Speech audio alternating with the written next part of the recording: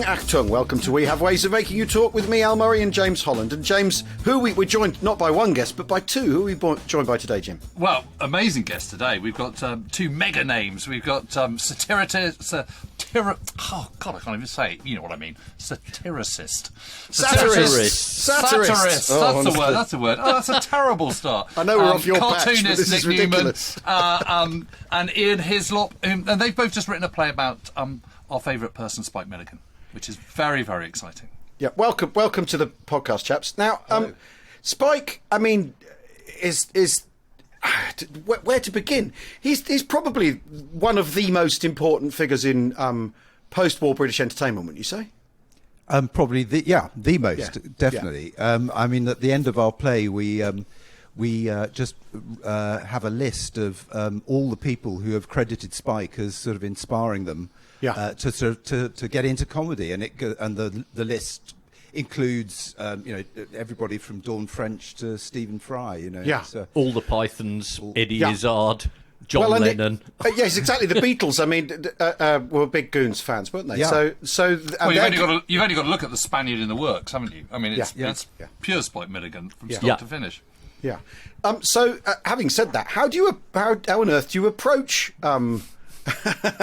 someone so sort of important and vast? Well, I think we felt that nearly all plays about anyone in comedy are, oh, look, Tears of a Clown. Wasn't he miserable? Here's some miserable stuff, and here's a miserable ending, and the audience can go home feeling miserable. And we want to do a play which said, do you know what? He was really funny. And at this period of his life, he made lots of people happy, and that's it. So the end.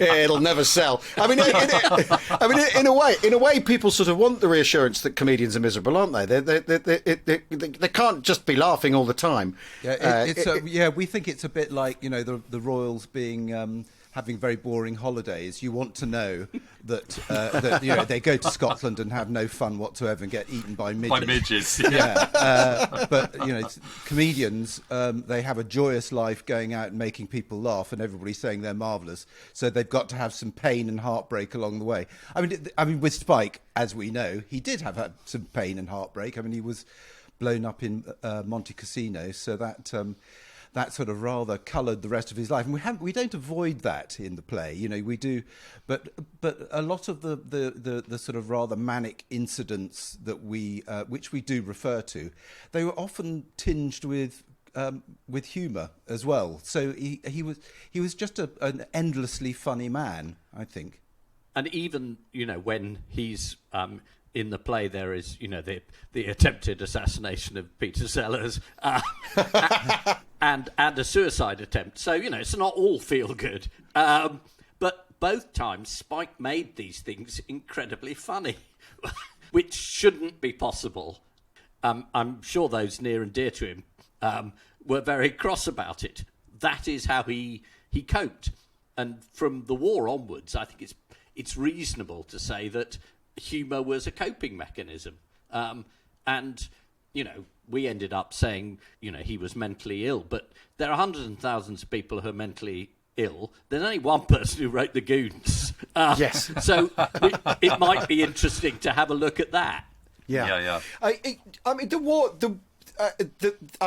When people look at the Goon Show, of course, it tends to get shunted into silly voice territory, doesn't it? And seen as a Python precursor and sort of nothing to do with the satire boom. And this is a thing that I find quite interesting about Spike in his place because of his class. Really, I think satire is, with due deference, of course, to the fountainhead of satire itself. I mean, the chaps are in the private eye office right now, the establishment crumbling around them. Satire's white collar, isn't it? Whereas Spike isn't, is he? He occupies a strange place. His father's an officer who's come through the ranks in the Indian Army, they retire to England. They live in Catford. Is he Irish? Is he Indian? Is he English? What is he? He occupies this peculiar place, and he's not posh, so he's not seen as a satirist. Does that make sense?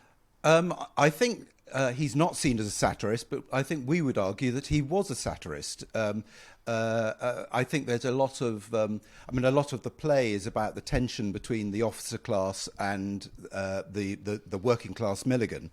And he sort of fought the officer class during the war. You know, if you read his war memoirs, he doesn't have a lot of time for a lot of officers, you know, who he portrays as quite pompous and officious and sort of annoyed with him for playing the trumpet when he should be obeying orders a bit more. I mean, he's just not very interested in rules, is he? No, exactly. But then he sort of carries that on into when he starts working for the BBC. And the same men are running the BBC. It's exactly the same men. They're now wearing blazers instead of uniforms. But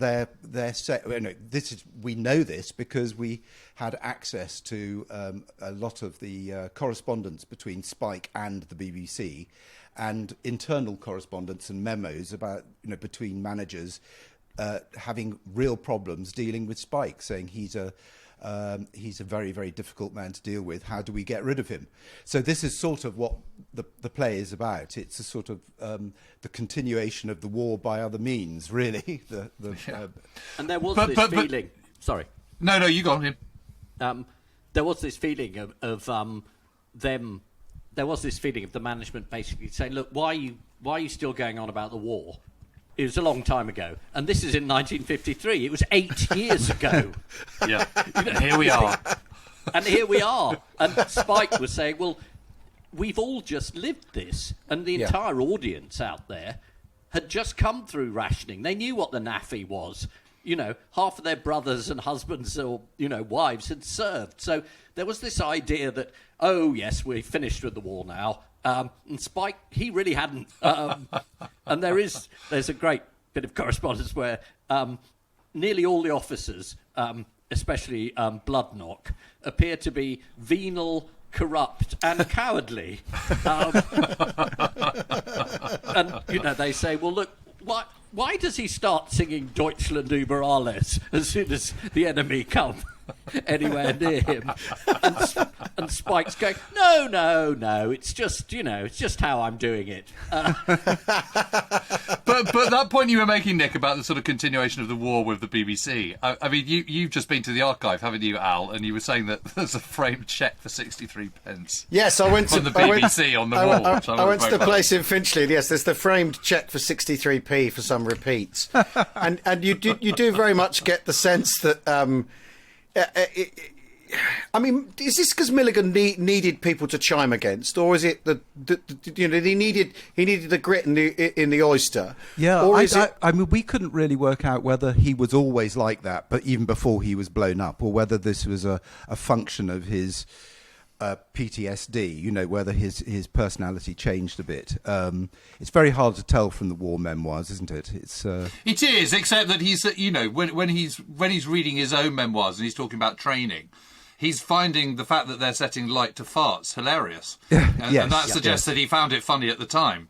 So, yes, but it's more. He obviously had a love of the ridiculous, didn't he? But it's more about the relationship with the officer class. I think it's, you know, he wasn't really rebelling against superiors quite so much before he was blown up, I don't think. Yeah. Well, and also he because Tony Goldstein, he has a friendship with Tony Goldstein, doesn't he? Who had worked with Terence Rattigan and who he regarded as the sort of the person who understood him in the battery, as the guy he could chat to about culture and stuff, and he got him listening to music and all that sort of thing. And then the battery commander, Chater Jack, he's sort of friendly with. It's when the impression you get in the memoirs is when Chater Jack leaves and Jumbo Simpson comes in to replace him, he's unsympathetic to Milligan. He doesn't like his... They play him some music and he doesn't like it, and they don't like the way he plays the clarinet. It's the way it's framed in the book, but you get the feeling that they've got a lot... someone in charge who's a lot less sympathetic to Milligan's antics and shenanigans and his back chat, because the interesting thing is the first period of the memoirs is he seems to be offering an awful lot of back chat to his officers, and they're like, oh, well, don't be ridiculous, Milligan, or they let it go. And then he runs into someone who isn't sympathetic to that, and that's where his problems start. And there's a sort of coincidence, because after he's blown up, he gets no sympathy and he's told to get back in the line and all that sort of stuff. Exactly. Yeah. And I think that callousness turns him, really. So that he's then furious. But, later in life, I mean, when Nick and I were working at Private Eye, Milligan would bring up Barry Fantoni, and we'd say, what did he want? And Barry would say, oh, he just came on and said, bloody BBC. And that was sort of it. He was cross. He was cross during Q8, when he had a show on every week. He was just furious. And we sort of do make the point in the play, as the producer Peter Eaton makes it clear to him.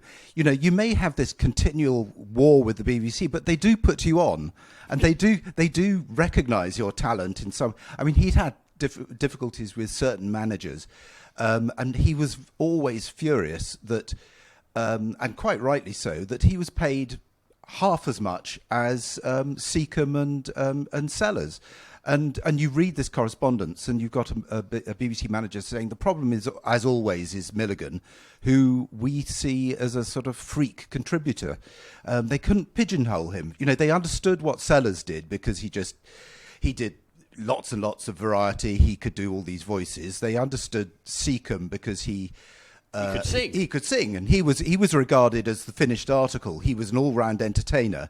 But Spike, he wanted to change the rules, and particularly he was a pain in the neck to the people doing the sound effects. He wanted to revolutionise how radio comedy was made, and it.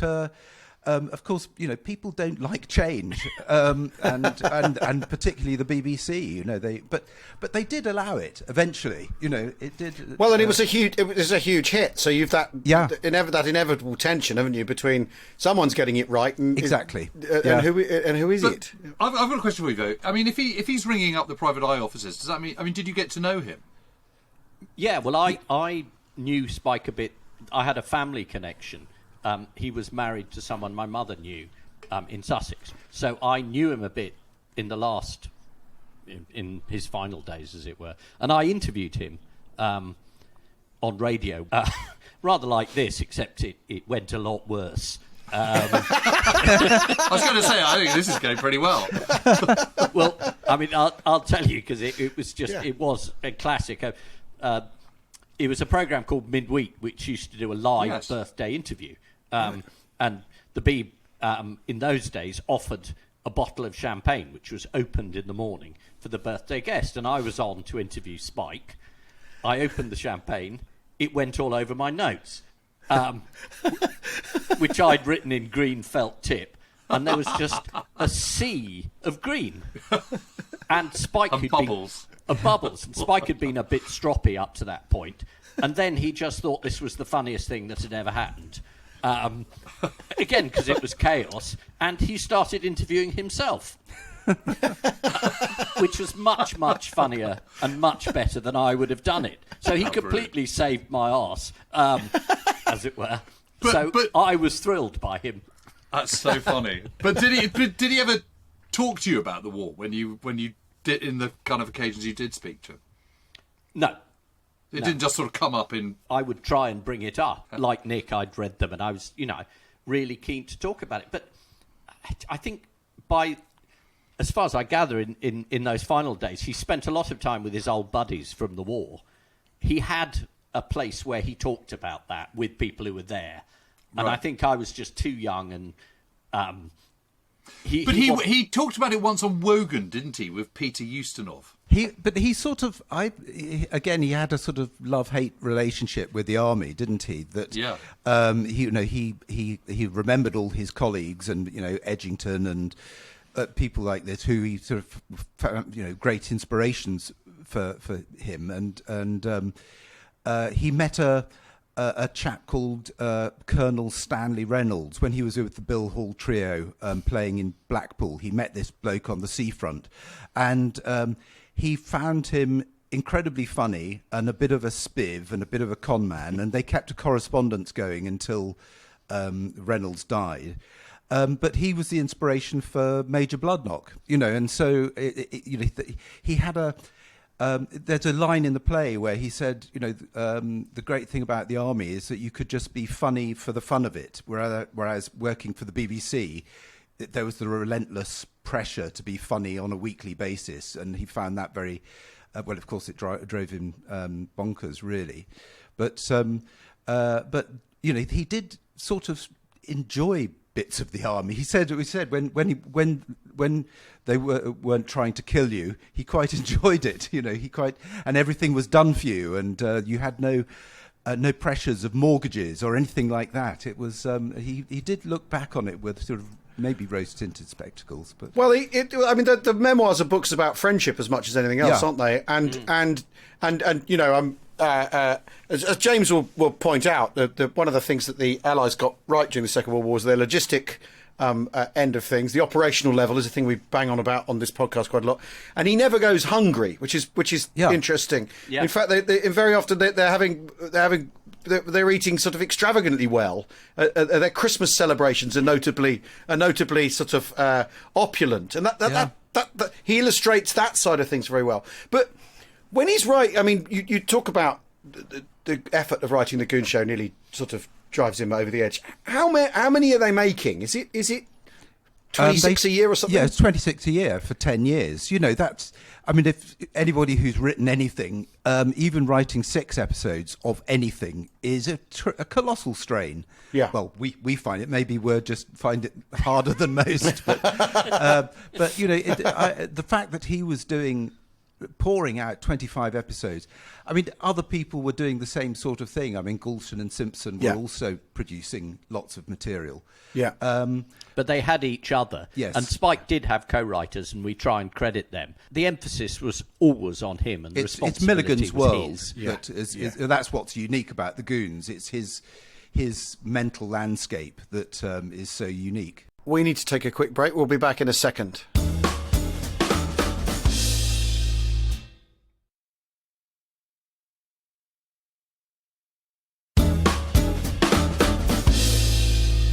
Welcome back to We Have Ways of Making You Talk. We're talking about Spike Milligan with Ian Hislop and Nick Newman. So what was his routine then? Because they recorded them on a Sunday afternoon, didn't they? Mm. They'd read next week's, wouldn't they? Then they'd record this week's. They'd give him the notes for next week, and then he'd have to write the following one, wouldn't he? I mean, it's sort of bananas. It is that thing. Anybody who's, when we've written series and you just get completely confused and don't know where you are because you're rewriting episode 2, writing episode 3, doing the third draft of episode 1, all simultaneously. And Spike presumably had that 4 times as bad as we've ever done it, because he was doing so many more episodes. And there is a feeling, there's a constant theme of him being late. Yes. And he's late with the scripts, and he's always late. And there's sort of memos saying, why can't you deliver the script on time? And the others in the cast, I mean, particularly Sellers, is furious that he doesn't turn up because they do. And they're very punctual. But the great side of that is you get a feeling that once the rehearsal starts and they're there on a Sunday, everything dissolves and it becomes this brilliant fun between 3 people who they may argue, and we try and make a point in the play about how brilliant Seacombe was at keeping the peace between the 2 of them, and also reminding them, Seacombe constantly saying, we've been given a slot to make millions of people laugh once a week in a studio. People tell us we're great. We're here drinking brandy during the rehearsal. What is not to like? And I think he genuinely reminded them that this was enjoyable. Yeah. And you say Sellers later just was so nostalgic. Yes. Sellers endlessly. I think that just before he died, he wrote a note to Spike saying, "Why can't we get together again?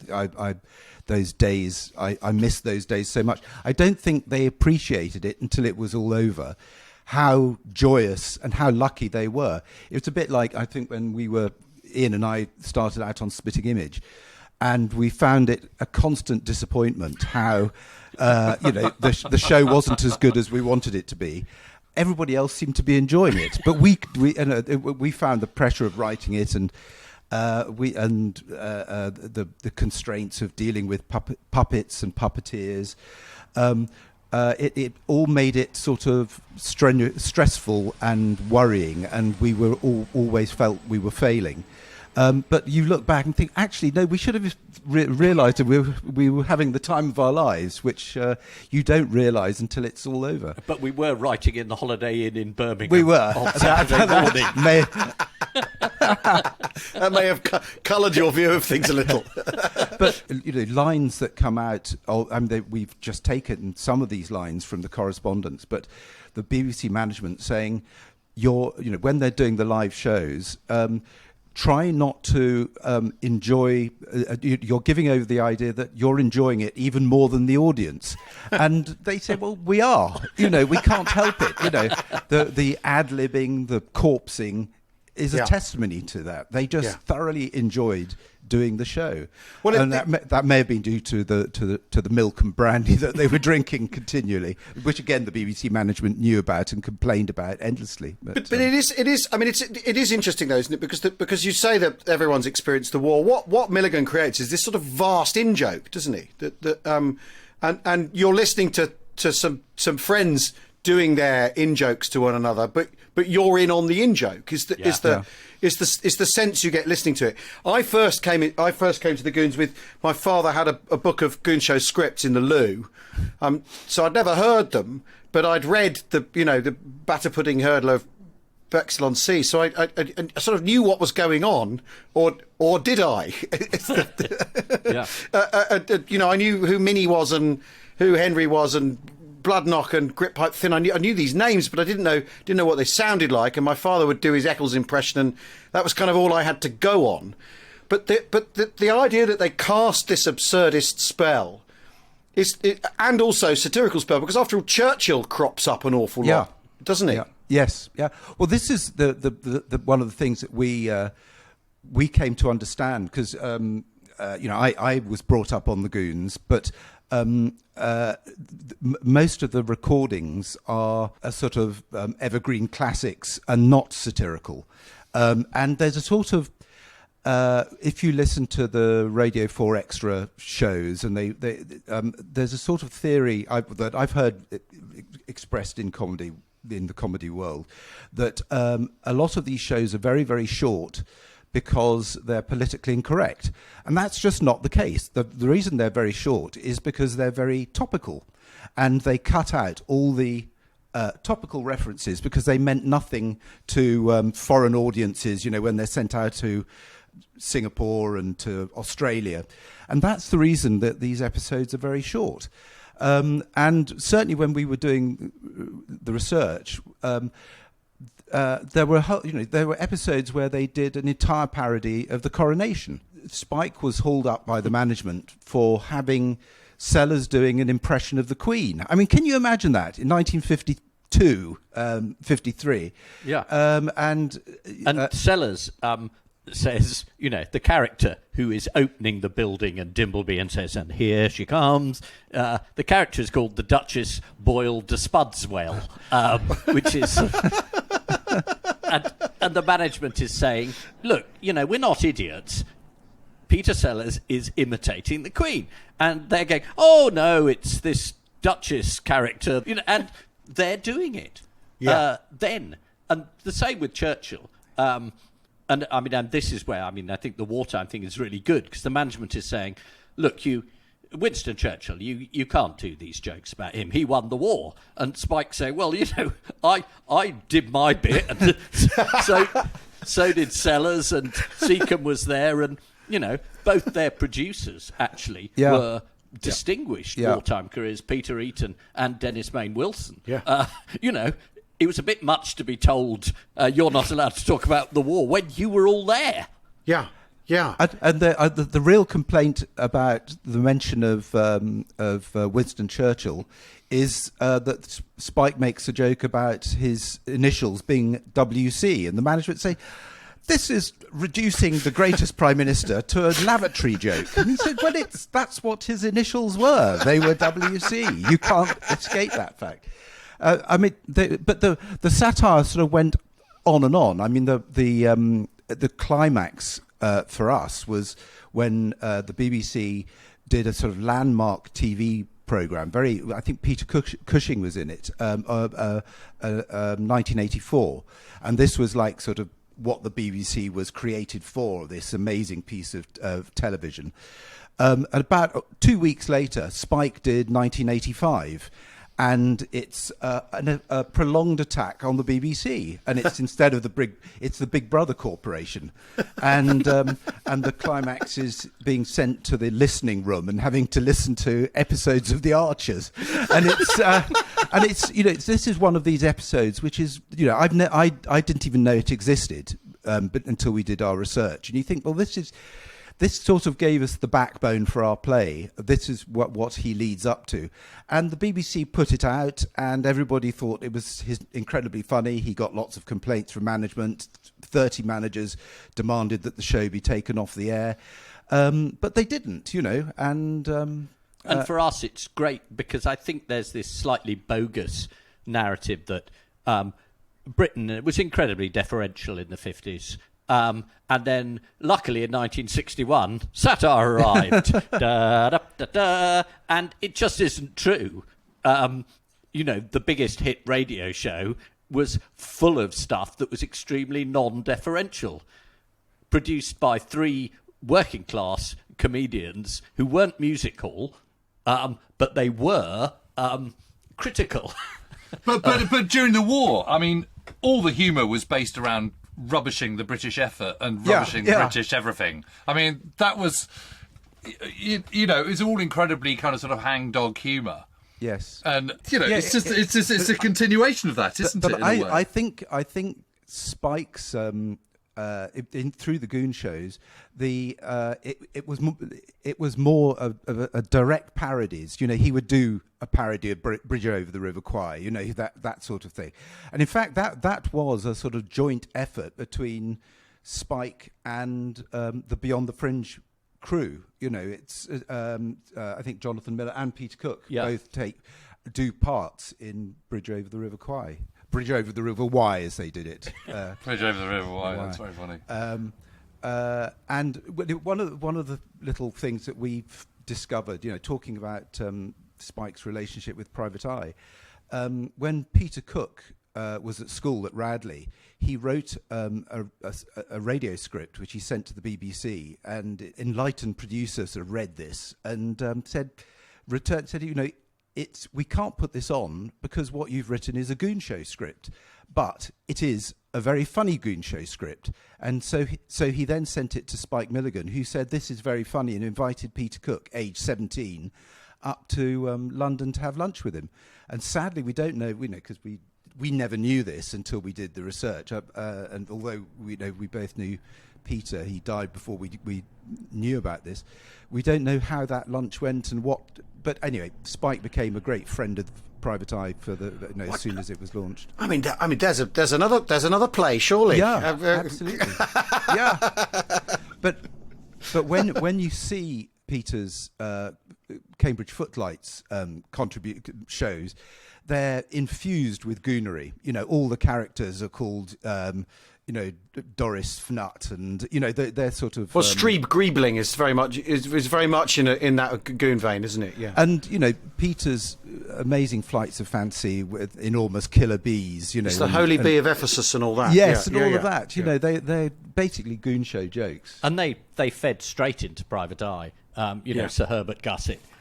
These were Richard Ingram was a huge Spike and Goons fan, and so was Barry Fantoni. And then Peter was there, who actually owned the magazine. Was turning up and saying, "Let me do a completely bonkers, surreal episode of the Sacred Brotherhood of Neasden."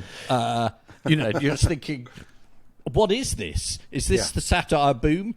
It looks pretty surreal to me. Yeah. So I think the comedy narrative of is just as neat and wrong as any other historical Well, narrative. yes, exactly. And you said, you touched on this earlier, that the 50s is seen as this deferential time, and certainly as we get, we're much more po-faced about the Second World War than people were at the time. I think. I mean, obviously, it's a thing to be po-faced about in lots of ways, but there is a lack of deference. That after all, if you do conscript people, you're going to end up with all sorts of people who are going to react to those institutions in all sorts of different ways, and a lot of them aren't going to like it. Yes, but the interesting thing is that the public tone in the 1950s, certainly to the Second World War, is one of pretty triumphalist, and that is the age of the Dam Busters and all these films, and 633 Squadron, where everyone's being heroes and brilliant. It's only kind of later that everyone says actually the British are all a bit rubbish in the Second World War, but in the 1950s it is all that. And of course, Spike has seen it from the bottom up, and he knows that the life of the soldier at the front line is very different from the kind of heroics of Guy Gibson dropping a bouncing bomb. To be fair, even the Dam Busters, which I'm as boring about as either of you. Excellent. Well, you're going to get back on. No, but it's one of those series of Second World War films in which it's not entirely clear how effective this has been. I mean, if you look at In Which We Serve, the last scene is two officers going, well, goodbye, sir, and how did we do? Well, I think over 4 years we got one sub, didn't we? Doesn't seem very much, does it, sir? I mean, this isn't a triumphant film. Yeah, quite downbeat. And the end of Battle of Britain, sorry, I'm going to be really boring now. The end of Battle of Britain is about an officer going off, rather than saying, wasn't it marvellous? He's going off to write a letter of condolence to one of the dead pilots. These are proper films about the human condition. They're not just triumphalist packs. Yes, but by the time Battle of Britain comes out in 1969, the revolution in how we look at the Second World War has started to change. And, you've got that, A.J.P. Taylor has sort of written his book about how rubbish wartime economics were. And you've had Corelli Barnett. And, the declinist view has started to kind of sort of creep in. But the point I was going to make about Spike and his heritage from the Second World War, and it was something you were saying earlier on about how you think his attitude towards officers changes after he gets wounded. I wonder whether that is the risk of sounding like a sort of cod psychologist is the circumstances in which he finds himself when he is blown up. It is Monte Cassino. It's been this terrible winter of disappointment because, when they go into Italy, they go in September on the understanding that Hitler is going to retreat to the Pisa-Rimini line, which is well north of Rome. It's planned in August when it's scorchio and incredibly hot. And there is this sort of hope, but there is this sort of image of the sort of twinkly med and citrus trees and, and getting into Rome and sort of being in the Colosseum before Christmas.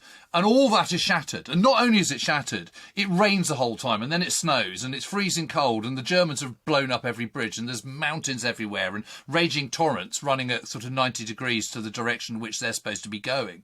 And it's completely and utterly miserable. And everyone's a bit down because the tide is supposed to have turned. They've sort of won in North Africa, they've won in Sicily, it's all going to be a breeze from now on. And here they are really, really struggling. They're not just struggling against the Germans. They're struggling against the landscape, the weather, the conditions, endless booby traps and mines. And the whole thing is just sort of ground to a halt. And it's miserable. And they're sort of having to live out in these, a lot of the time out in this appalling weather and fighting this sort of endless mud and rain and misery. And everyone knows that the campaign has all gone a bit, it's not going out as planned. And that has a sort of collective effect on morale. And then he gets blown up. And I wonder whether it's the kind of inverted icing on the cake of his kind of sort of miserable experiences of that winter. Even though it was so grim, Spike was still making jokes. I mean, he describes, crawling up the gully just before he gets blown up. And he comes across a rock on which somebody has scrawled in chalk World War II this way, and it's just so funny, and it reminded us very much of, because we wrote our previous plays, a thing called The Wipers Times, yes, and it's about how you use humour as a coping mechanism during war. You know, it's how you get over the grimmest reality. Is to make, and how maybe it's a particularly British thing to do, is to make light of it and belittle the horrors around you. And that's what our chaps did in the trenches in World War One. And Spike was doing that very much in World War Two. And I think, and we sort of feel that, you know, our play Spike is sort of almost like a sequel to The Wipers' Times. It's about how you use humour as a coping mechanism after the war rather than during the war. You know. But I suppose my point was you were saying that he becomes more irritated and more anti officers after that, and I suppose my point was someone's got to be to blame for this change of circumstances, and it's certainly not the Tommies on the ground. It's the officers. It's the people in charge. It's kind of, you know, it's. You know, well, it's general melt shit, isn't it? I mean, the person who he sort of focuses most of his ire against is a Major Jenkins, and if you got Major Jenkins accusing you of cowardice, as he did, and suggesting to the medics a return to exposing him to more gunfire would cure him of this problem. You know, it's an incredibly cruel and callous response. I mean, I've got various relatives who suffered from shell shock in the First World War, and their account, you know, people have written about it and dealing with their father who had suffered from shell shock, and it never went away. And the sort of waking up and the screaming at night and every time, particularly, you know, if he had an operation and he woke up from an anaesthetic, and every time he thought he was dying and was going through this experience again, and it was a bit of an insight into what Spike might have been going through. You know, when he had his very dark days of depression, and you don't really, I think his producers understood him, but I don't think you would ever forgive the officers around you for not being sympathetic, would you? I don't think. No. Although he does, at one point, he does say Jenkins was probably a perfectly good soldier in his own way. It's just he wasn't any good for me. Spike's understanding of that, I think. I mean, what's also very interesting is after they realise, when he's downgraded to Category B, in his scrapbook, which I looked at the other day, he says, "This is, you know, I was cut off from all my friends. This is an incredibly depressing moment in my life." He then goes on to describe actually a fairly, you know, he's filing and he's painting. Doing decorations, isn't he, in messes and stuff? Yeah, and making sort of being made useful, and actually not living too difficult an existence. And while he's lost his friends, he's also the army's actually being strangely kind to him in a way, like keeping him away from danger and knowing they can't rely on him on the front line, so they're finding things for him to do. And so it is that peculiar thing that he is actually looked after by the army. Really, which is a surprise, because you'd think, you're on the scrap heap now. He works as a waiter in the mess, doesn't he? I think, and is actually quite grateful for the opportunity to try out lots of different wines, and then an officer does suggest to him, "Look, you're quite good with the trumpet. You know, why don't you do that?" And it does sort of kickstart him again, doesn't it? I mean, so he is. It's not a continual. I mean, he had so much respect for Peter Eaton and Dennis Mayne Wilson as well, who were both officer class as well. So it wasn't an entire class hatred. The BBC management, at a higher level, had no idea what to do with Spike and were not any good for him. But come down 2 layers, and they looked after him. They, when he went into the private nursing home. They made sure he was there. You know, all credit to Harry Seacombe, who we discovered had been sort of paying some of his bills, and I mean was a really good friend to him. You know, when it actually mattered. But he was taken care of, and maybe it's a thing about institutions, but almost your first question was, did he need that? Did he need something to kick against? And I think the answer is yes. Left to himself, hey, you can do whatever you like. Yeah. What do I do? Well, yes, because before the war, he's sort of drifting about and hasn't really figured out what to do with himself yet, has he? It's the thing. But he was also his father's son. You know, he wrote about his father and said his father was hated everybody. You know, he hated people who weren't Irish. He hated people who were Irish. You know, he was sort of an equal opportunities hater. And I think, you know, he got a bit of that, didn't he? Yeah. Oh gosh. We could talk about this. Although we need to talk about the Dam Busters another time as well. Cause and the Battle of Britain. Well, but I completely agree with you. At the end of the 69 though, that's really late. Yeah. I've got that in my head as being much earlier, which it is. No, it's 1969. 1969. Dowding was there. He was still alive. Just he saw the filming. And they've got sort of 1969 haircuts as well. Yes, it's a ludicrous film. Ian McShane looks completely out of place. Yes, but Christopher Plummer looks magnificent. and also Robert Caine. Shaw. Yes. Yeah. Skipper hates cherries. Absolutely fantastic line. I love the scene where Michael Caine is flying with the poles. Keep that bloody chatter down. Yeah. That's absolutely fantastic. Absolutely fantastic. Well, thank you so much for coming to talk to us about Spike. What's happening with the play? Is it about to tour? It is. Are we allowed to do a plug? Oh, absolutely. Of course you are. Why not? That's the whole point. The beauty about having your own podcast is you can do whatever you like. Well, we start in Cheltenham, I think on September the 6th or something like that. And we go from Cheltenham to Malvern. We're going to Oxford Playhouse. You see, you would have a list if you're really professional. I know. I'm so unprofessional. Is there a website? I mean, there is. There is. We can always resort to the website. That's what I do. Spike the Play is called. Spike the Play. Spiketheplay.co.uk. Yeah. But we end up in Blackpool, which is a fitting place to end up because there's a big tribute to Spike in opposite the Blackpool Tower. They have a thing called a comedy carpet. Have you? I know. Do you know this? I'm on it. Are you? Ah, Oh well, of course. we're not. Yes,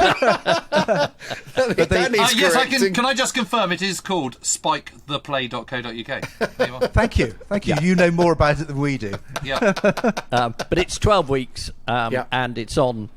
It's coming to a theatre near you somewhere. It Guildford, really is. Richmond. We have a strapline that says, "I'm not acting crazy. I'm the genuine artist." Yeah. Well, you'll find all the best jokes in the play are Spike's. There's no shame in that. Well, thank you so much. Thank you. Ian Hislop, Nick Newman, thanks for talking to us. We will see you all again soon. Thank you very much for listening. Bye-bye. Yeah. Cheerio.